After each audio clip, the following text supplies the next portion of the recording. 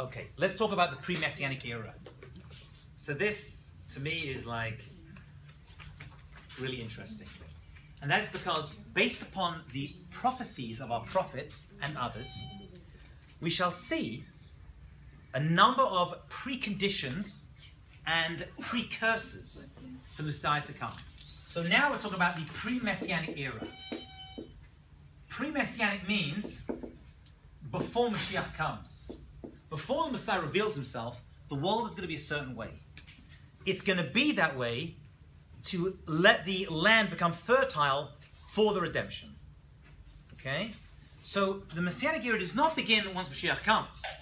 The actual Mashiach, the actual King Mashiach, is going to be a person who's going to jump onto a ready laid stage. Some of it he created himself, but a lot of it, history itself, meaning God, has created before him. Okay?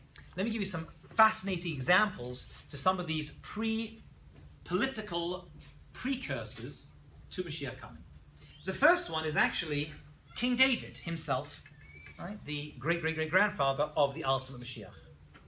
He says in Tehillim, which, how many chapters in Tehillim? What? Very good, 150 is correct. Who wrote Tehillim? Oh, trick question. He wrote many of them, but he edited the rest. They were written by a number of individuals. Avraham Avinu wrote some, Korach's son wrote some, Adam Arishon wrote some according to our tradition.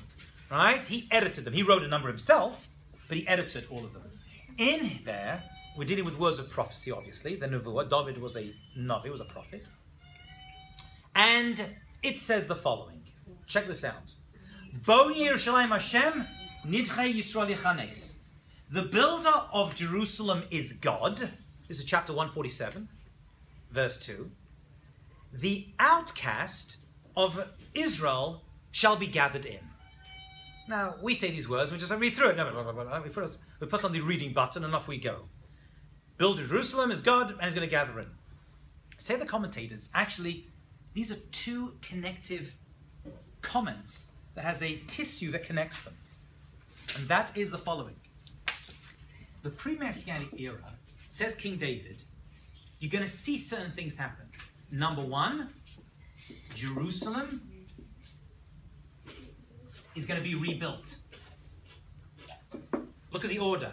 Boni Yerushalayim, Hashem, when God builds up Jerusalem, Nidchei Yisrael Lechanes, you're going to see Jews come in. We're going to see Mashiach come. When you see that it's very difficult to buy a house, an apartment, a piece of land in Jerusalem, because it's so full and so built up. Like every Jewish magazine you open, right? Every time you go to Yerushalayim, Baruch Hashem, there's another apartment building, right? More French have arrived, sold their house on the Champs-Elysees, and bought another building in Jerusalem, another apartment, and like, how about us? Right? They're like, au revoir. All right? Baruch Hashem, it's a wonderful thing. This, says King David, is a sign Mashiach is coming. Why? We can discuss. But that's one of the simons. Says Metzuas David, who habona tel Yerushalayim. God is the builder that King David is speaking about. He's going to build up Yerushalayim. It's going to be built up physically with people and buildings and stores and shops. And people are going to go through it. And there'll be thousands of people going in and millions go to the Kotel. When you see that happening, the redemption is at hand. See what it says over here? Right? This wasn't written in the past 50, 60 years. It was written 2,000 years ago, my friend. More, I'm sorry. Right?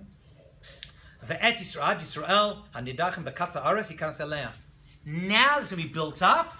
Now we have a whole infrastructure that's building up in Jerusalem. You Jews can return. Oh, returning of Jews. Hello. The Messiah is imminent. It is a precursor.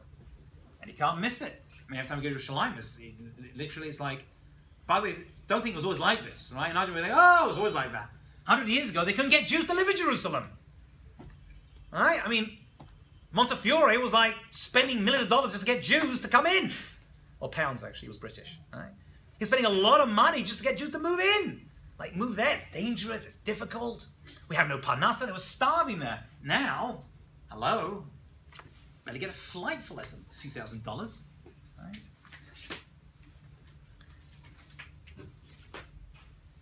That's number one. Number two, Number two, the Gemara talks about, based upon a prophecy from Ezekiel the prophet. These are all precursors, yeah? So the Gemara says that we have a blessing. Let's look at the side. This is the Gemara Megillah. Umara'o, what do they see? Lomar, the kibbutz Gala, the return of the Jewish people. Lachar, Birchat Hashem. If you look at the Shemona Esrei, because we know in the Shemona Esrei we pray for Mashiach coming. Et Semech David. We ask God to bring Mashiach in the Shemona Esrei. You remember that, right? You should, because it's going to be in your final. There you go. Don't worry, someone will still miss it out. I just said it, still going to miss it, don't worry. And you'll notice that blessing comes after another blessing. What blessing does the request for the Mashiach to come occur in? Shh, sorry, I can't hear. What blessing do we see us asking for God come after? The blessing for? It comes right after the blessing for Parnasah, for the fruits of Israel. Right?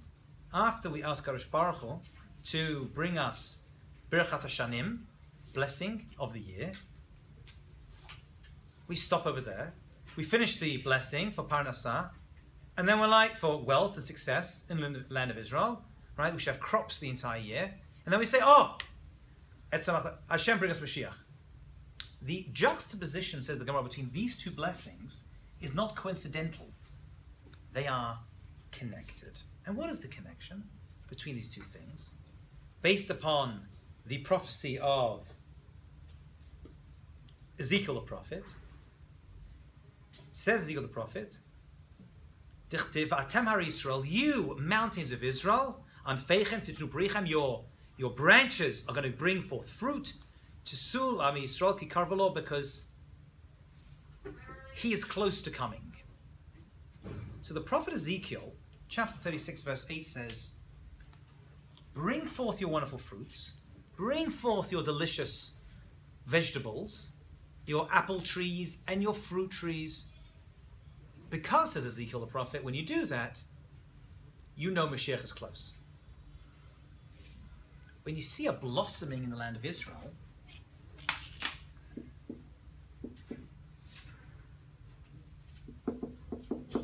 this is all of Israel. Now we've left Jerusalem, right? Mashiach is close.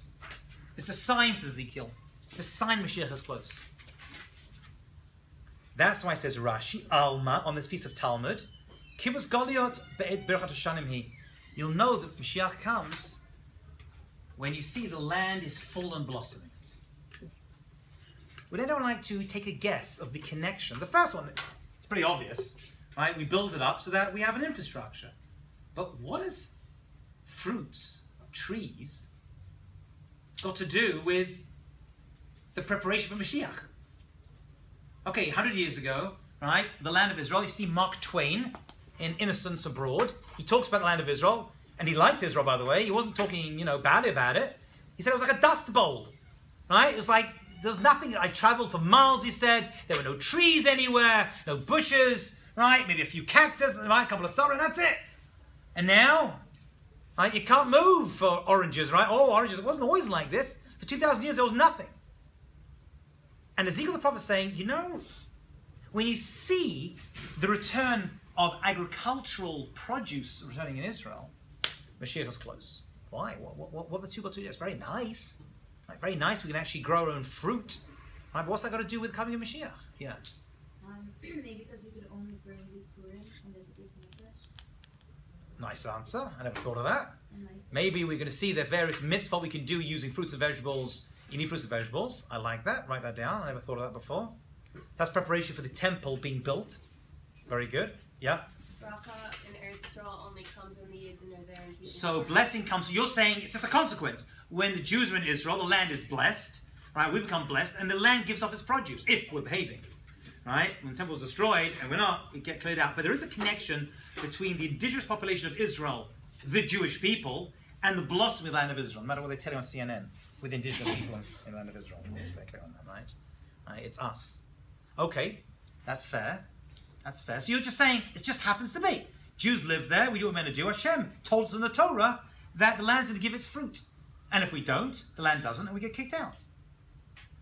Any more practical reasons, do you think? Everyone's very deep over here. Give me a practical answer to this. Okay, imagine it's 1948. And you come to Israel. What was Israel like in 1948? Was there like falafel stands? It was like not much going on over there. It wasn't easy. There were swamps. Tel Aviv was one big swamp. You know? Right? It was like very, very difficult. I know my grandparents were there. You know, my mother was born at that time. Right? And it wasn't easy. It was not like, hey, let's go for a shawarma, right? A falafel with my friends. Right? It was still Israel, but it wasn't as it is today. So now I'm working the fields, and I'm trying to build up. I'm trying to get like, well, I need some shade, don't I? I need to eat something. So the commentators say that Hashem does us a favor.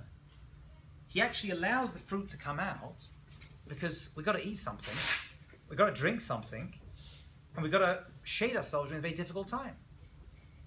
So the trees coming up are actually there as a handy source of food and drink. Okay, now we export it all. We've got so much, thank God, you know.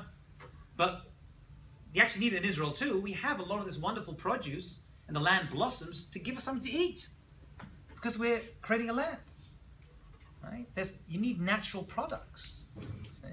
And when you're surrounded by enemies that don't want to give you anything, you've got to grow it yourself. That's another answer. A third answer. Anybody want to try another answer? I have one more. I'm sure there's many more. I have one more answer, which we're seeing very clear in our generation.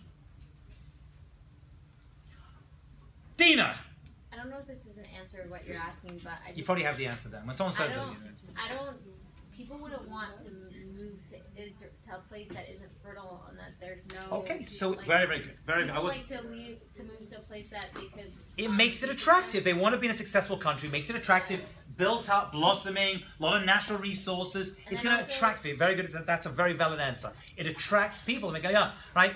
Most Jews are not immigrating to Kabul, right? It's just not so good. Iraq right now. You go where things are beautiful and there's blossoming and there's stuff to do. And also, when they're not like working so hard on, growing the land, when it's basically doing it on its own, they can focus on doing other things. Very nice. Also good answer. How are you writing this down? This is gold. Very nice. Right? When the land, we're not like constantly like in the fields, we can actually build up a society, build an infrastructure.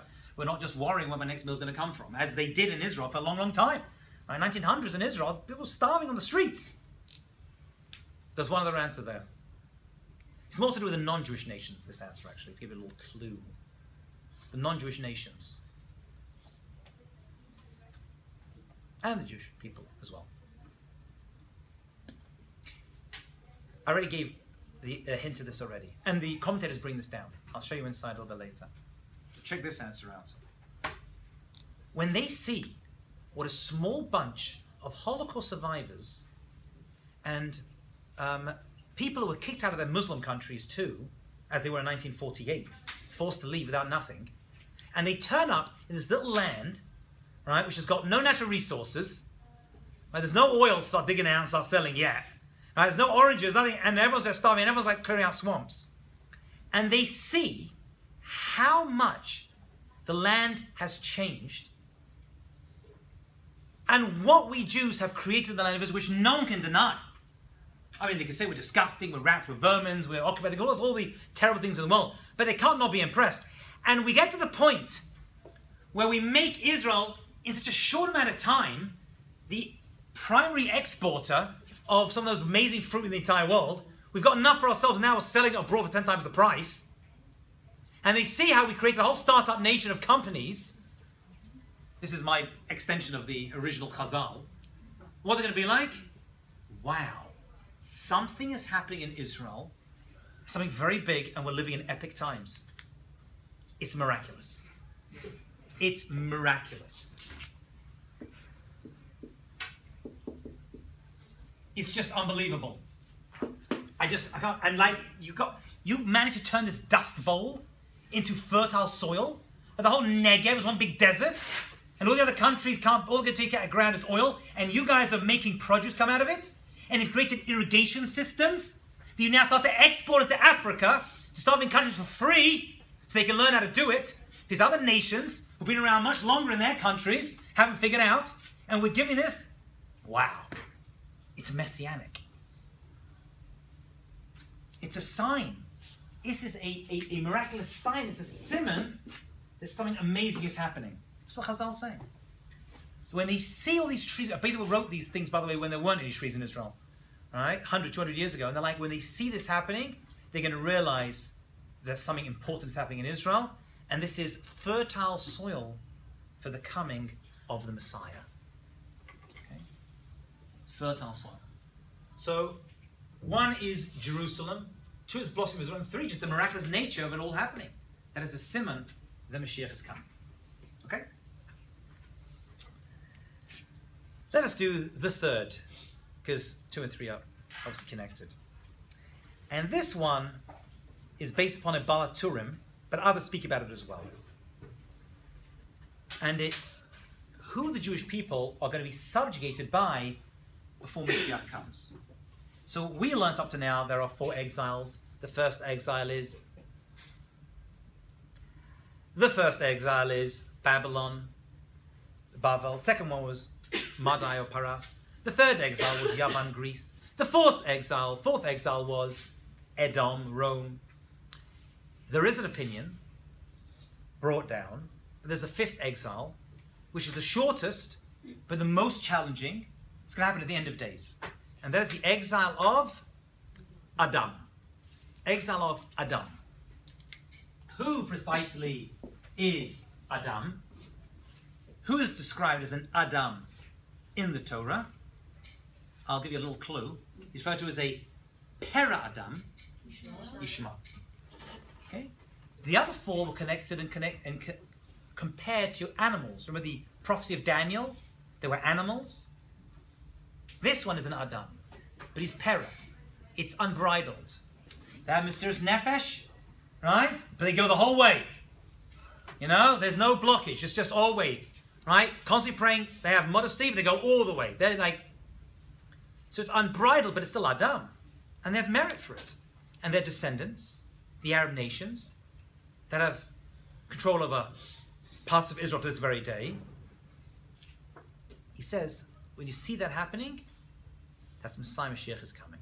Let's look inside. Let's see where he bases this from. It's actually based upon a verse in the Torah, because the Torah says in Bereshis, Chaf Hei, Yud Ches, Al Pnei Kol Echav Nafal, upon the descendants of Yishmael, the Arab nations, are going to fall before all his brothers. Ve'ele Toldo Yitzchak. And the next verse says, and these are the generations of Yitzchak. Says the Balaturim, these 2 verses are put next to each other for a reason. They're telling something unbelievable.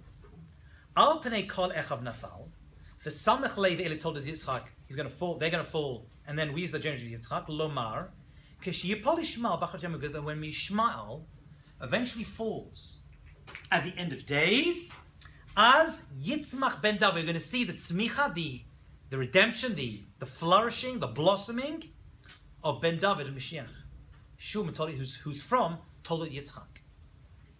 So he's making a connection over here, an unbelievable one. And that is, when you see the Jewish people are struggling from the Bnei Ishmael, and when you see them eventually get an upper hand and are not suffering because of it, which is a question where we are right now, you know the end is close. You know the end is close. That's the connection. The Pesukim, they go down, we get a chance to come up. That is Olam Hazeh and Olam Haba.